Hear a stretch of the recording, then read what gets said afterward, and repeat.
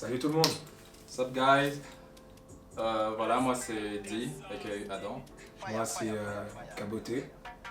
Et voilà, tous les deux on est deux des membres, deux des cofondateurs du BMS, Black Men Sharing, qui est donc une structure ici, la première structure en Belgique qui donne l'espace aux hommes noirs pour discuter de différentes topics et différents sujets et voilà. Voilà. Et aujourd'hui, nous sommes présents à deux pour, dans le cadre de la collaboration avec Black History Month Belgium. Donc aujourd'hui, on va parler de l'expérience d'être un homme noir en Belgique. Alors il y aura 4 personnes qui ont fait le plaisir et l'honneur de venir. Et nous allons ici parler, discuter, échanger, toujours dans l'esprit Black Men Sharing. Donc restez connectés et à tout de suite. Remember the Black Man Sharing, no room for pride. No room for pride. Bonjour, je suis Zil, je viens du Cameroun et je suis en Belgique depuis 2012, le 1er mars. Bonjour, je suis Freddy Bailo-Gandhi, je viens du Congo et ça fait 41 ans que je suis en Belgique. Qu'est-ce que d'être un homme noir en Belgique? Elvis Presley. Ok. Être un homme noir en Belgique, ben, c'est une difficulté, une réussite aussi, je pense. Trouver sa place identitaire. On a un vécu africain avec une culture belge, européenne. Et pour moi, je pense que c'est la chose la plus importante et intéressante, c'est de faire un mix entre la culture d'où on vient et ce qu'on a pu acquérir en venant ici en Europe. Et prendre, comme j'aime dire, the best of both worlds. Je suis arrivé en Belgique ayant 19 ans et il y avait tellement de choses qui étaient différentes. Il y a même des vidéos des comédiens qu'on voit. Quelqu'un qui vient d'arriver en Belgique qui dit bonjour à quelqu'un dans la rue et la personne ne répond pas, ça m'est arrivé au fait. Parce que mon premier jour, j'étais sorti, je suis entré dans le magasin, j'ai dit bonjour à la personne, il n'a pas forcément répondu, il voulait juste vendre. Et donc ça m'a beaucoup marqué comment les gens étaient en Belgique. Autre chose, c'est que j'avais vraiment... Le système d'éducation m'a dégoûté en Belgique.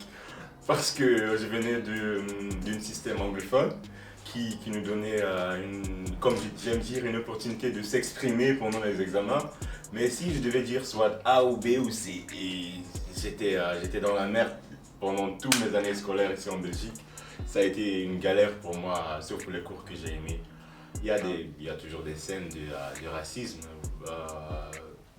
parce que les blancs, juste comme les noirs, on souffre toujours des résidus de ce qui nous est arrivé dans les siècles passés.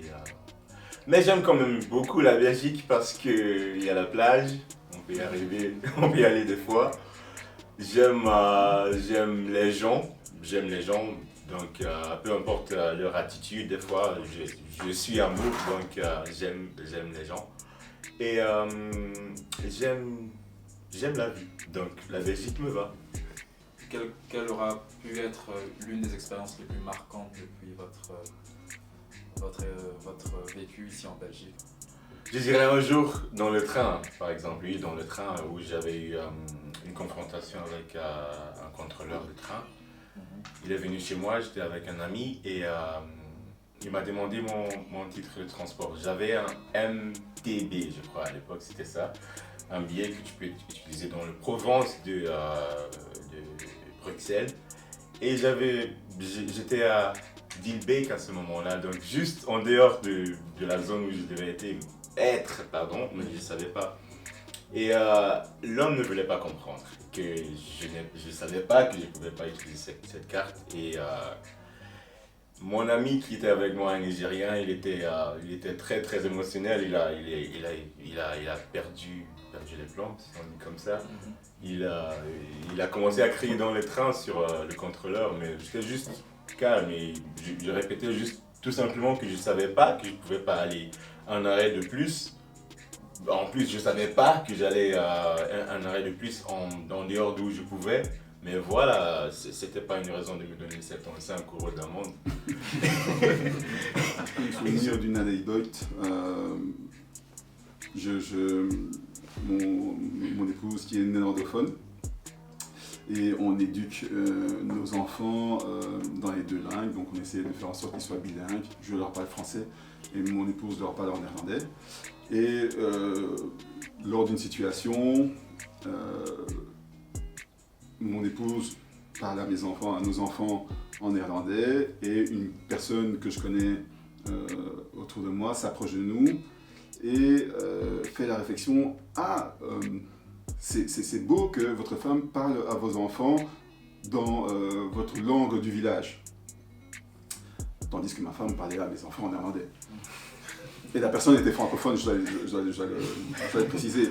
La simple chose, la simple fait que cette personne-là n'a pas pris conscience ou n'a même pas fait l'effort d'écouter ce que les personnes disaient, mais avait déjà des préjugés, je pense que c'était simplement ça. Je pense qu'au niveau de la confrontation qu'on peut avoir avec certaines personnes, c'est au niveau des préjugés, et que ce soit le racisme, que ce soit l'homophobie ou plein d'autres problèmes de situation, c'est les préjugés qu'on a de manière générale, au-delà du fait de l'échange qu'il peut y avoir entre deux personnes autres. Mais je pense que aussi bien les noirs vers les blancs vers les noirs, et il y a plein de situations, on a beaucoup de préjugés dans la vie. Et je pense qu'il faut faire attention à tout cela et être ouvert à beaucoup de choses, avant tout. Ces expériences-là, et tu parles aussi d'obstacles que tu as rencontrés, quel impact ça a eu sur toi, sur ta vie, et ainsi que sur la formation de ton identité? Je pense que ça m'oblige à être moi plus fort, oui, si je peux dire, être plus fort. Dernièrement, il y a quelques années, on était parti en vacances en voiture en Croatie, et donc on a dû traverser plusieurs frontières. Et j'étais en famille, ma femme et mes deux enfants. Et ce qui a été marrant, c'est que oui, en traversant les frontières, à chaque frontière, on a été arrêté. Et oui, plusieurs voitures avant nous sont passées, et à chaque fois on était arrêté. Et il y a je pense qu'il y a plusieurs manières d'aborder ça. Et avec mon épouse, on en rigole. Et on dit chaque fois: écoute, à ton avis, c'est plutôt toi, c'est plutôt moi qui vont arrêter, qui va être le premier. Et je pense que voilà, au niveau de l'éducation, au niveau de nos enfants, on essaie de leur donner une ouverture d'esprit. Ma fille de 11 ans, je lui dis toujours, tout est une question de perception. Aujourd'hui, on est en Belgique, on est noir, mais on est vu en Belgique, et on est en minorité. Dans sa classe, elle avait un Chinois, et je me souviens, une des premières fois, elle me dit: oui, Freddy, papa, le garçon est arrivé en classe, et tout le monde l'a regardé un petit peu bizarre, et elle a commencé à se moquer de lui. Et je lui dis: écoute, maintenant, change la perception. Imagine toi, fille noire, qui arrive en Chine, dans une classe où il n'y a que des Chinois. Maintenant, mets-toi dans cette position-là. Donc, je pense que la vie est vraiment par rapport à la position et où est-ce que tu es maintenant, mais il ne faut pas s'arrêter à ça, parce que la vie est beaucoup plus grande que ça. Quand je reviens sur moi en Belgique, en étant noir, ça m'a simplement permis surtout avec le temps, de m'ouvrir et de me dire que finalement, c'est un combat qu'on mène tous, et qu'il faut simplement essayer avec un maximum de faire changer les mentalités. Oui. Après, peut-être pour toi, la question est différente, parce que tu es arrivé ici à 19 ans. Donc tu avais déjà en fait une conscience de ta personne. Mais comment as-tu vécu en fait cet impact culturel? Enfin voilà, il y a une différence, cette transition en fait. Parce que pour toi, je pense que c'est plus ça en fait la question. Oui, mais c'est pas croyez-moi si vous voulez, mais sachez que je ne mens pas. Je ne mens pas, je préfère me taire. Je suis voyageur. Oui. Je suis vraiment quelqu'un qui voyage, et je dis des fois, je ne me perds jamais, je trouve seulement la route. Et alors, je suis arrivé en Belgique. Même avant d'arriver en Belgique, j'aimais la langue déjà le néerlandais. Ouais. Alors, j'aimais beaucoup le néerlandais, que j'avais commencé à essayer à apprendre, même dans les rues. Donc, pour moi, il me fallait juste une opportunité de me mettre dans un cadre ci ou cela, mais vraiment, ça n'a jamais été un problème pour moi. Je suis entré en classe, j'avais vu tellement de blancs, mais c'est des personnes, c'est des gens. Donc je me suis intégré très vite, vraiment très vite. Mais j'ai eu beaucoup d'aide de ma maman aussi qui m'a inscrit dans les cours de néerlandais. Elle a trouvé une organisation où je pouvais être bénévole dans des activités comme animateur ou moniteur que j'avais beaucoup aimé, que j'aime beaucoup aussi. Donc m'intégrer n'a jamais été un problème.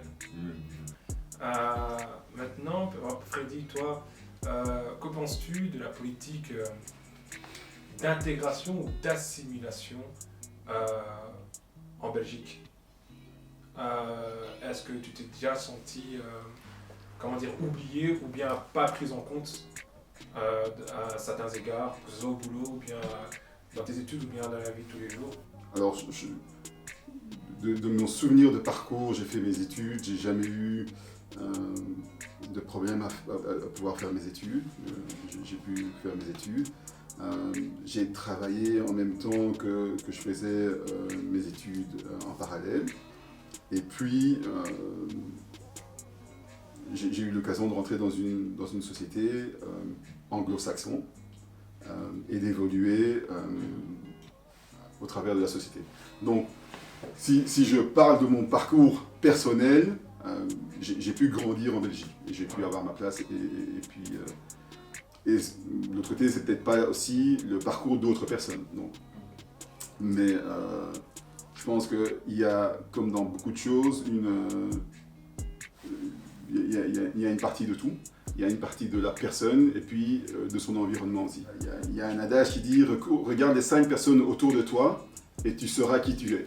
Et je pense que c'est important aussi d'avoir des perspectives, savoir ce que tu veux dans la vie et de pouvoir t'entourer de personnes qui te permettront d'arriver là où tu veux arriver.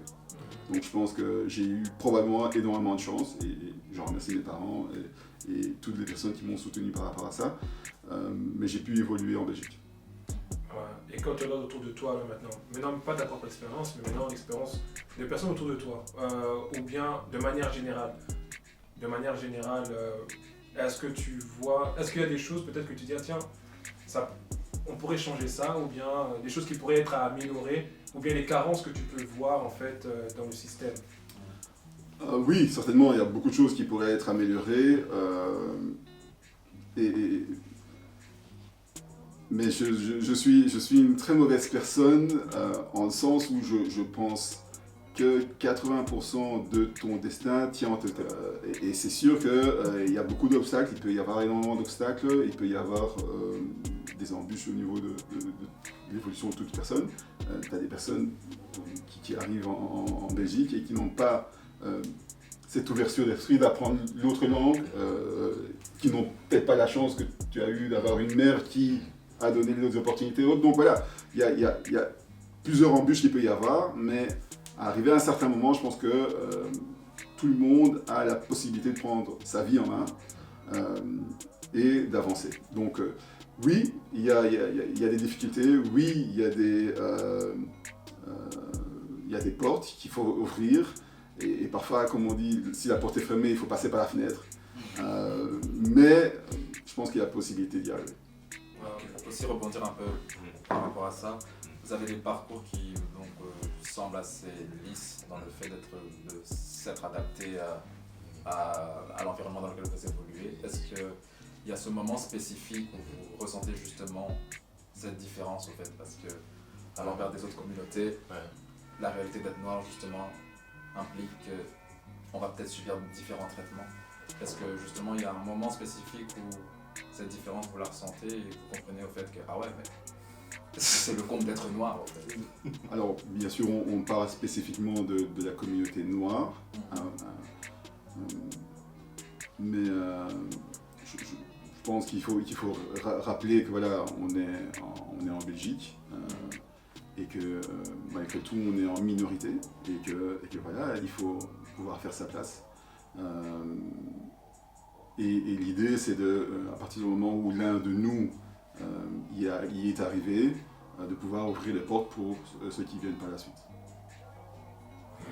Parce qu'on a différentes expériences, etc.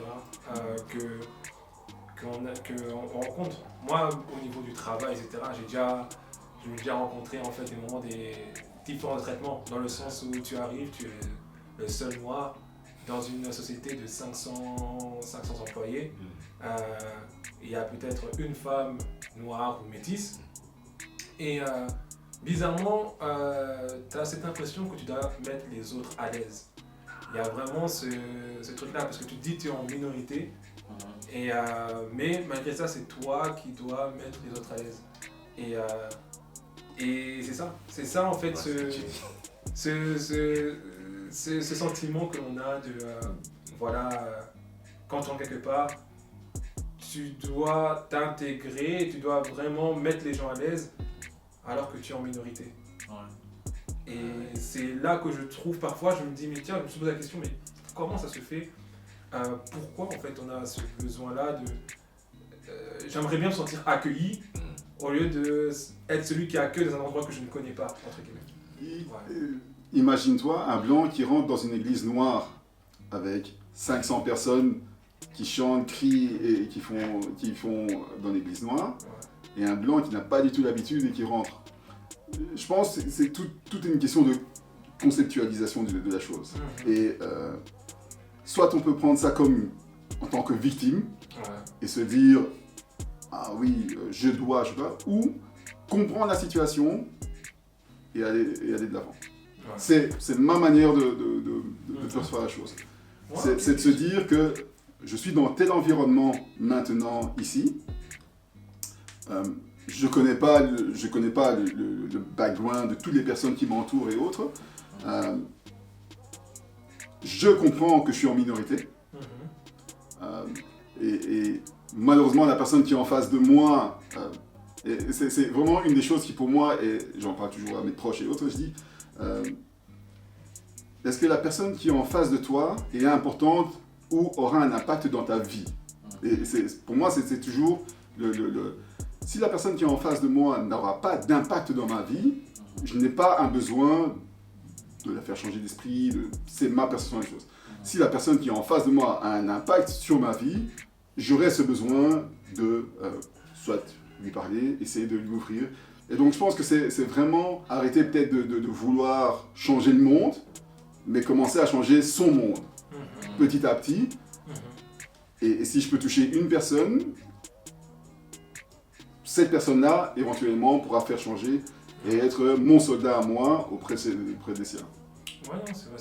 Parce que dans l'exemple que tu as pris de l'église, justement, et ça, j'en parlais avec des amis, c'est qu'en attendant, justement, quand une personne blanche entre dans un milieu noir, on a tendance même à le mettre à l'aise et même commencer à, entre guillemets, pas surjouer, mais on devient plus naturel. Et c'est ça en fait que c'est le paradoxe. Et je me dis tiens c'est bizarre. Et moi maintenant qui suis en minorité, quelque part je me dis tiens pourquoi ils se sentent... C'est pas que j'ai l'impression qu'ils se sentent menacés, mais j'ai l'impression qu'il y a comme une intimidation. Une intimidation, comme si je rentre et toi la pièce ils se taisent. Mais non, c'est une très bonne remarque. Mais non, la question c'est... Et je pose la question, est-ce que c'est parce que blanc et noir? Est-ce que c'est une question de on se sent inférieur? Est-ce qu'on se sent supérieur? Quelle est la raison? Bah oui, la raison. Après la raison je ne sais pas. Mais après, moi il me rapporte toujours à ma différence. Par exemple j'étais parti manger. Là par exemple j'étais parti manger ce l'heure de midi avec une collègue, voilà, j'avais l'autre collègue qui est aussi noire, congolaise. On s'est assis, on a parlé, etc. Bien, tranquille. Et puis, je voulais prendre quelque chose à manger et puis retourner avec mes collègues parce que c'était juste sur la file d'attente en fait qu'on était en train de parler. Donc après, quand on a fini de parler, je vais vers mes collègues, je m'assieds, on me demande « Ah mais tu la connais? Tu la connais d'où ?» J'ai fait « Pourquoi je vais la connaître? Enfin, je la connais pas. On s'est juste rencontrés sur la file et on a commencé à discuter. » Ah, ok. Puis moi, j'ai compris. Je lui ai demandé, et toi, tu connais, je vais dire, non, tu connais Vanessa? Ah, mais non, pourquoi? Parce que vous êtes tous les deux.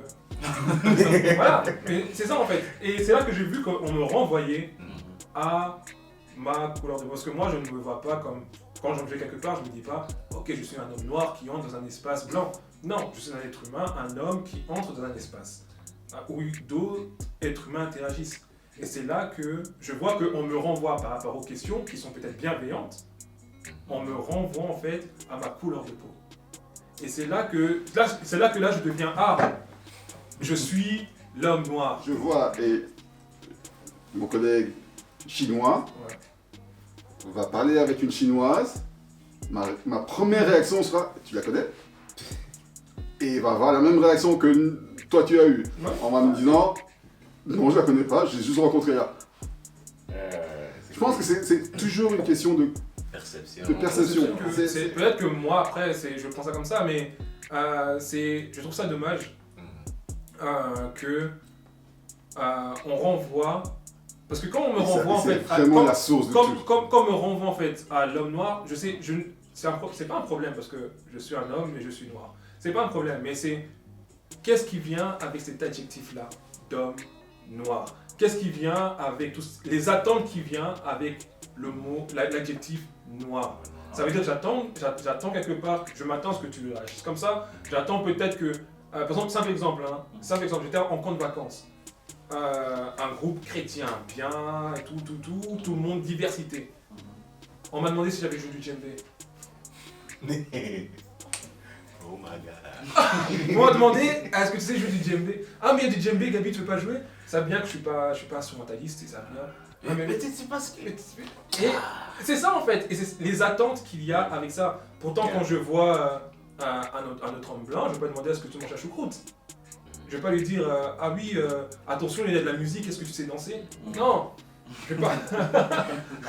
Mais tu pointes, ce sont des préjugés. Et c'est ça, c'est ça que je veux dire en fait, c'est pas un problème en soi. C'est pas un problème C'est pas un problème en soi que je sois, comme me disent que je suis un homme noir. Non, c'est plutôt l'effet que ça a, cet adjectif-là en fait.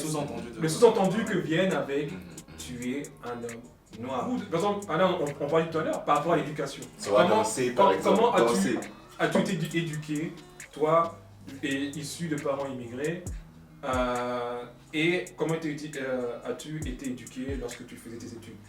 Genre, par rapport à la performance, est-ce que tu dois faire 2 fois mieux? Enfin, je sais pas, moi j'ai été éduqué comme ça. Mais après, allez-y, dites. Pour commencer, mais c'est pas parce que dans mon histoire à moi aussi, avant de revenir en Belgique, parce que je suis né ici aussi dans le petit background, et j'ai 12 ans à Kinshasa. Et avant de rentrer, parce que je rentrais surtout dans le contexte de poursuivre mes études, tu vois, et ma mère me dit, tu verras, tu vas devoir faire 2 fois plus, tu vois. Et je lui dis, mais non, en fait. Et quid de si j'ai pas envie de les faire, tu vois. Non, les circonstances ne te laisseront pas le choix, tu vois. Je trouve ça un peu consternant parce que c'est tout le temps ce même refrain dans l'éducation au sein de notre communauté, c'est qu'on nous implique, on nous fait entendre qu'on devra toujours faire 2 fois plus que l'autre. Bêtement, la plupart des gens, la plupart des blancs, si jamais ils veulent trouver un boulot, généralement c'est parce que papa et maman travaillent dans une société, et s'il doit trouver un stage, il va travailler dans la société de papa et maman où il fait ce stage-là. Et donc, je pense que quand souvent on dit 2 fois plus, c'est plutôt dans ce sens-là, c'est que tu es tout seul, et tu vas devoir te construire tout seul. C'est plutôt dans, je pense que c'est pas que tu dois avoir des 10 sur 10 tout le temps ou autre, non, c'est que tu vas devoir te faire tout seul, parce que malheureusement, actuellement, il n'y a pas encore ce soutien, cette communauté où tu pourras te dire, tu sais quoi, j'ai besoin d'un boulot, j'ai mon neveu qui avait besoin de trouver un travail, ben, naturellement, il me téléphone pour me demander s'il peut trouver une place dans la société dans laquelle je travaille. C'est ces opportunités-là que nos parents n'ont pas eues. Et donc, eux, arrivant ici, c'est cette mentalité-là que je dois travailler 2 fois plus parce que je suis tout seul. Et je pense que réellement, et c'est le message qu'on essaie de donner, qu'on fait passer dans le truc, c'est que oui, ça va être beaucoup plus difficile parce que t'as que toi sur ce concept. Je pense que c'est plutôt dans ce concept-là. Et c'est peut-être mal communiqué, mais c'est plus dans l'idée il faudra que Tu comptes sur toi-même. Ouais. Et avec le recul aujourd'hui, tu peux tenir ce discours-là de oui, je sais d'où vient en fait ce discours. Mais lorsque tu as dans ton adolescence, ta vingtaine, etc., lorsque tu as dû te construire en tant qu'adulte, est-ce que cette éducation-là, ces phrases-là, n'ont pas joué un rôle ou bien tu n'as pas senti justement une pression de je dois prouver que, même quand on t'a déjà donné ta place, tu dois prouver en fait que tu mérites cette place? Je viens d'Afrique, grandi en Belgique, et vers l'adolescence, j'ai regardé les États-Unis, où c'est une culture de performance. Et c'est live or you die. Donc, pour moi, c'est ce qui est pour moi, c'est comme ça que j'ai grandi. Et ça a été, donc, une histoire courte, je rêvais de devenir le nouveau Michael Jordan, donc je devais réussir mes études pour passer à l'université, pour aller aux États-Unis et pour grandir. Donc, j'avais pas de temps à perdre. Il fallait que je réussisse. Et ce n'était pas la culture africaine, non, c'était, il fallait que je réussisse, parce que j'avais un objectif. Bien, bien. Et je pense que c'est super important, et je vois ça avec mes enfants, avec la jeunesse et autres, quelle que soit la culture d'où tu viens et autres, je ne pense pas que ça a vraiment un attrait noir, blanc et rouge, je pense que c'est plutôt un attrait de est-ce que tu trouves ton chemin, et de là, si tu as un objectif, tu vas foncer. C'est plutôt comme ça que moi je le perçois. Ok. Je suis d'accord avec lui, parce que c'est vrai que tout ce que les gens peuvent dire, c'est des préjugés. Si nous-mêmes on sait que ça c'est pas vrai, c'est pas vrai. Et c'est sur ça que moi je fonctionne en mode peu importe ce que vous dites, peu importe ce que vous faites, peu importe ce que vous pensez, je ferai de mon mieux de faire ce que je veux. Et voilà, je trouve pas ça édifiant pour nous en tant qu'Africains, parce que s'il faut travailler, il faut travailler. Tout simplement. Il ne faut pas travailler plus qu'une autre. Mais effectivement, peut-être que la nuance qu'on peut amener à ça, c'est tout le monde doit travailler. Mais voici ta situation en tant qu'homme noir. Parce que je pense que tous ces préjugés aussi viennent. Il y a this professeur, ouais, maintenant je parle en anglais. Post-traumatic slave syndrome, si vous avez entendu parler, mais vraiment post-traumatic slave syndrome is real. It's real, like it's everywhere, all the time. And until we engage in the dialogue and face the prejudices, nothing will change. Dernièrement, en fait, tout à l'heure, quand on était en train de discuter, tu étais en train de parler de modèle.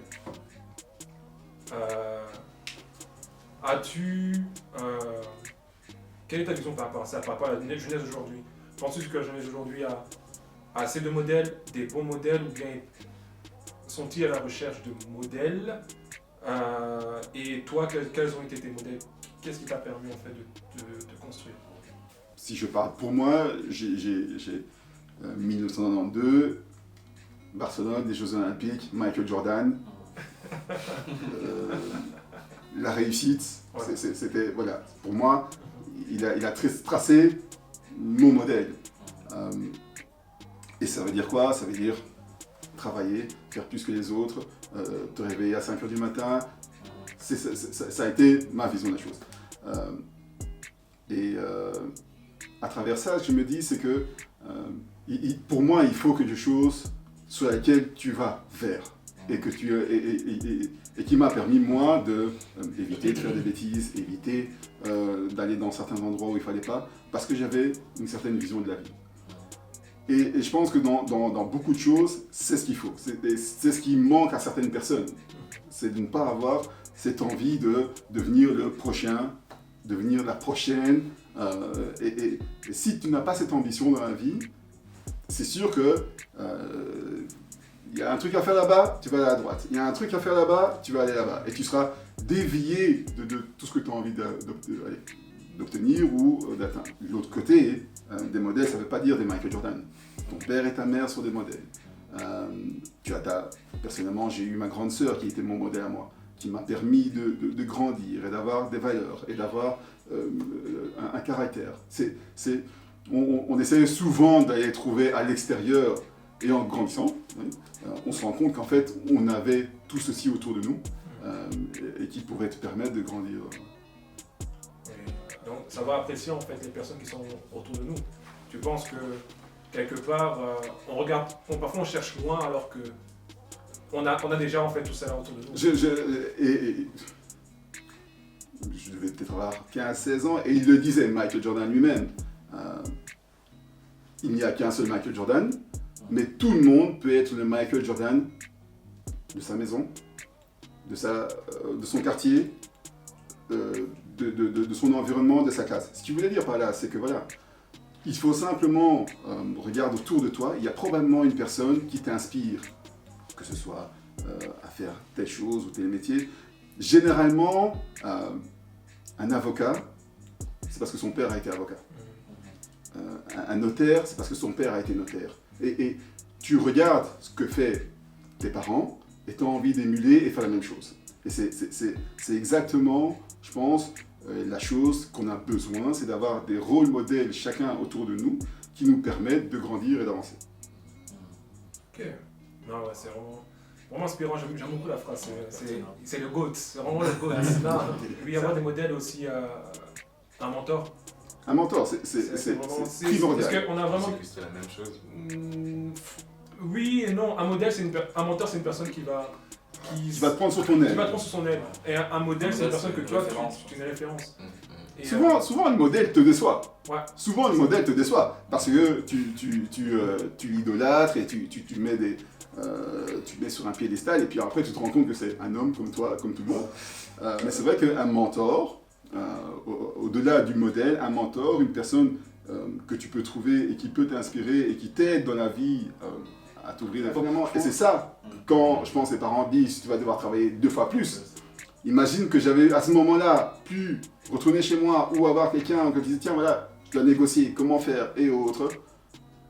Ma vie aurait changé. Et je pense que c'est les difficultés sur lesquelles on doit pouvoir faire face, c'est de ne pas avoir ce soutien que d'autres, si on parle par exemple en Belgique, que d'autres ont. Et aspires-tu à ça en fait maintenant, aujourd'hui, là où tu es? Aspires-tu maintenant à devenir le mentor ou bien sûr à la personne qui veut bien sûr, être sous ton aile, certainement. ou être cette personne-là justement qui va pouvoir aider à ouvrir une porte en fait Je le fais inconsciemment pour mes enfants, pour mes proches, déjà. pour ma famille, pour mes neveux, pour ceux qui sont ouverts, qui veulent écouter. Et c'est un plaisir de partager ce genre d'expérience.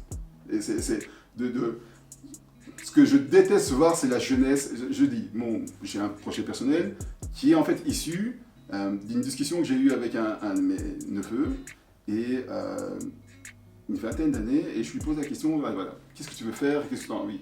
Et il me répond, je sais pas, je pense que j'ai envie de travailler, faire dans la sécurité.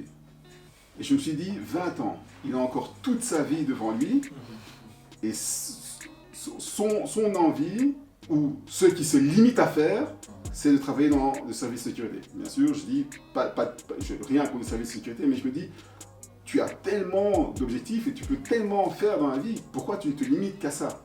Et ça, pour moi, ça revient à... Parce qu'on n'a pas de perspective, on n'a pas de modèle, et on n'a pas un système qui nous permet de grandir. De représentation, un système qui nous permet de... Agent de sécurité, c'est comme un travail. C'est le travail. Quelqu'un doit le faire. Et quelqu'un doit le faire. Et le jour que la personne le fait, je suis content que la personne... Mais ce que je veux dire, c'est que... Elle a le choix. Souvent, on se met des barrières. Et pour moi, c'est pas simplement le fait de vouloir être agent de sécurité. C'est... Oui, mais tu as d'autres rêves. Pourquoi tu ne veux pas les réaliser? Moi, par exemple, je voulais être... Qu'est-ce que j'ai toujours voulu être? Oui, en tant qu'adolescent, je voulais être PDG. CEO, je me voyais sur un tour comme ça, je suis au sommet, tout le monde vient chez moi. C'était qui tes modèles à cette époque? Tes modèles? J'avais même pas de modèle, c'était juste PDG, c'était quelque chose de grand dans ma tête, tu vois. C'est quelque chose de grand. Mais dès que j'ai dépassé mes 18 ans, 19, reality check. J'aime la musique, tout ce que j'ai fait tout le temps, c'est la musique. je suis musicien. C'est même pas quelque chose que je veux faire, c'est vraiment qui je suis. Alors à ce moment, qu'est-ce que je dois faire normalement, comme en tant qu'Africain, je dois venir chez ma maman, lui dire maman, je veux faire la musique. C'est quoi la musique en fait? C'est quoi la musique? Tu vois? Et je pense que c'est là où le problème commence parce que eux, ils ont une autre perception de la même chose. Quand je parle, je vais faire la musique, je peux commencer. C'est le musicien qui fabrique des baffes, qui conçoit comment on va faire une baffe. C'est un musicien qui détermine le son que tu entends à la radio. Même le son très bête d'un télé qui ne fonctionne pas. Ça, c'est quand même un musicien qui le fait. Donc, il y a tellement de choses à faire, mais à cause de. Comment dire l'environnement de mes parents, leur conscience, ils pouvaient même pas me supporter, même s'ils le voulaient. Ouais, peut-être qu'ils ne voulaient pas, mais voilà. Alors maintenant, parlons des modèles. Moi, j'ai eu plein de modèles. Dans ma vie, je pense que vous avez parlé de comment est-ce que tu es devenu l'homme que tu es. Ouais. Moi, plein de fois, je dis que je me suis éduqué. Personnellement pour devenir qui je suis, mais quand je réfléchis encore un peu plus, je dis mais j'ai rencontré des gens, j'ai eu tellement d'amis et quand j'essaie de me rappeler de mon passé, si je me rappelle de quelqu'un, je peux me rattraper de plusieurs années de ma vie au fait. Oui, j'ai une mémoire un peu bizarre comme ça aussi, mais c'est vraiment ça, j'ai toujours eu des modèles. Je pense que le modèle, c'est aussi un concept africain, même un concept africain, je pense que c'est une des raisons pour laquelle on parlait à nos ancêtres. Parce que c'est des gens qui ont fait des grandes choses au passé qu'on va toujours se souvenir aujourd'hui pour s'inspirer. Voilà. Et je peux vraiment pas dire non à la question. On a toujours besoin de mentors et de modèles. Maintenant, qui est ce modèle? Il n'y a personne qui est le modèle et encore plus forte comme question, je pense. Je pense aussi qu'on a l'impression qu'un modèle doit être Obama, alors que ça peut être ton père. Et ça parce que par exemple tu veux être PDG, tu dis ah oui mais si mon père n'est pas PDG, je peux pas le prendre comme exemple. Peut-être que ton père a des réflexes de PDG et se réveiller tôt le matin, parce que son entreprise c'est sa famille. Tu vois? Non, c'est vrai. Il est là et la manière dont il gère sa famille, dont il a investi sur vous, tu vois, qu'il y ait des actionnaires. Tu vois, c'est fou. Je dis toujours, si le jour où moi je fais ma société, j'engage ma mère en tant que responsable économique. Ah oui.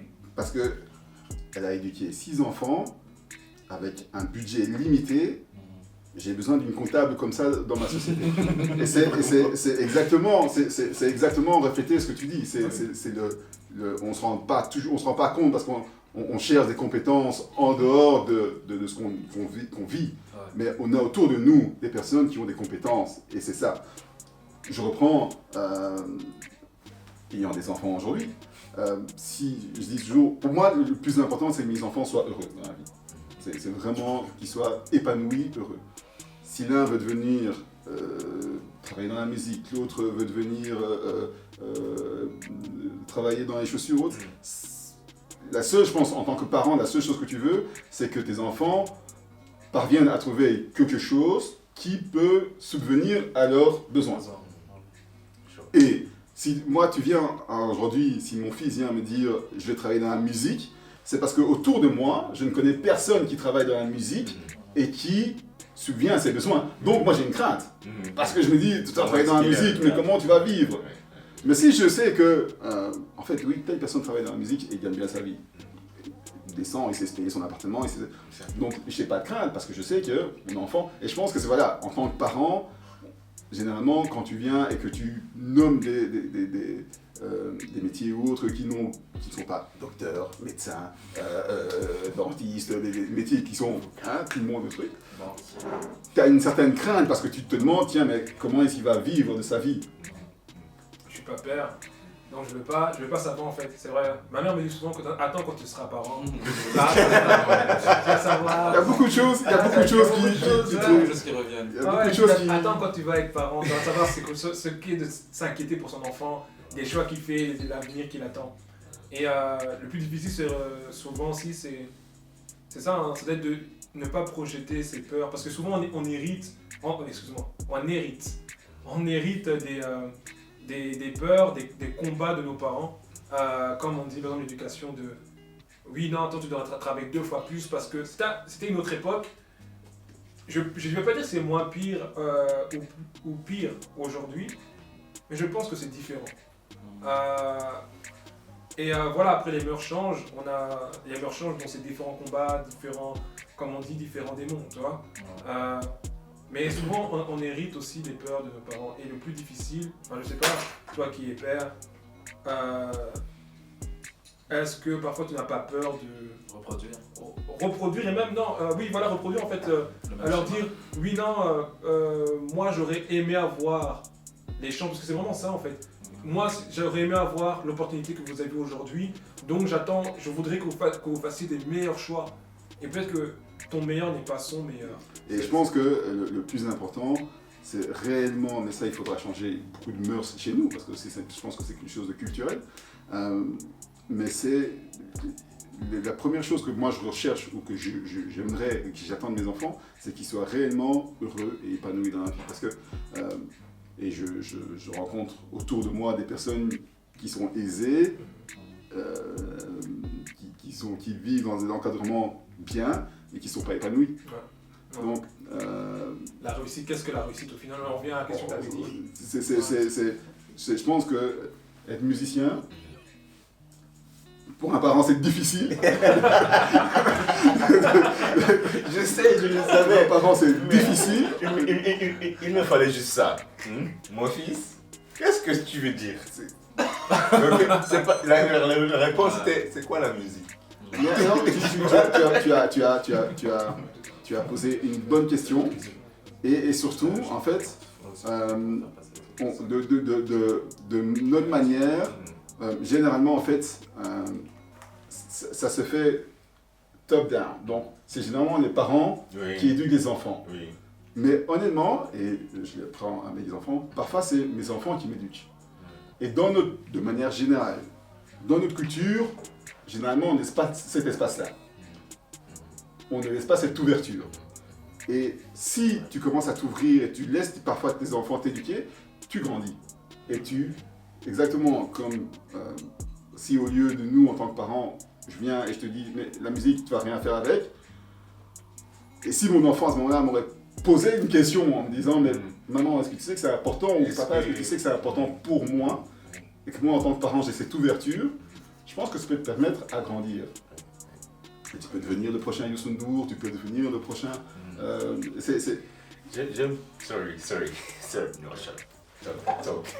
J'aime beaucoup ce qu'il a dit tout à l'heure à Caboté parce qu'il a parlé des fois on hérite les peurs de nos parents, tu vois.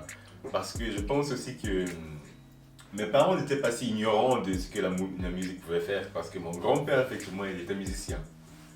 Mais je l'ai jamais su, et ça fait peut-être 3 ans que j'ai appris que mon grand-père, parce que je ne l'avais jamais rencontré, c'est quelqu'un qui jouait la musique dans plusieurs événements, plusieurs bars et tout ça. Je ne sais pas ce qui a été son parcours, mais je pense, quand j'ai entendu parler de ça, je me suis dit peut-être que vous avez eu une peur, je ne sais pas d'où c'est venu, du parcours de mon grand-père, pour pouvoir me dire ça, mais je ne suis pas lui, je suis son descendant, tout simplement. C'est si simple. Quels sont les conseils que vous donneriez à la communauté, et si pas à la communauté, à la personne que vous étiez, toi en arrivant, et toi que tu étais à ton adolescence? Keep your head high, you know what I mean? Et recherche en toi tout d'abord, pour savoir, pour essayer de te comprendre sans parler à qui que ce soit. Demande-toi qui tu es, d'où tu viens et où est-ce que tu vas au fait. Parce que ces 3 questions, quand je suis arrivé en Belgique, je suis devenu pentecôtiste. Et même étant à une église où on prêchait n'importe quoi, on disait n'importe quoi, parce que je suis quelqu'un qui est qui fonce beaucoup dans la spiritualité. J'ai eu des mentors qui m'ont mis ces questions dans ma tête, et même si je suis plus chrétien et tout ça, je garde toujours ça dans ma tête, parce que si je peux parler à mes camarades, je ne veux pas dire aux jeunes comme si je suis plus vieux, un conseil en tant qu'Africain surtout, c'est essayer de savoir d'où tu viens. Exactement. Ton pays, oui, je suis congolais. Est-ce que tu connais le quartier de tes parents, par exemple? Est-ce que tu sais de quel village? Parce que des fois, je le fais sur Google Earth, des fois. Je zoome comme ça jusqu'à voir le toit de ma grand-mère, et puis je dis, ok, c'est bon.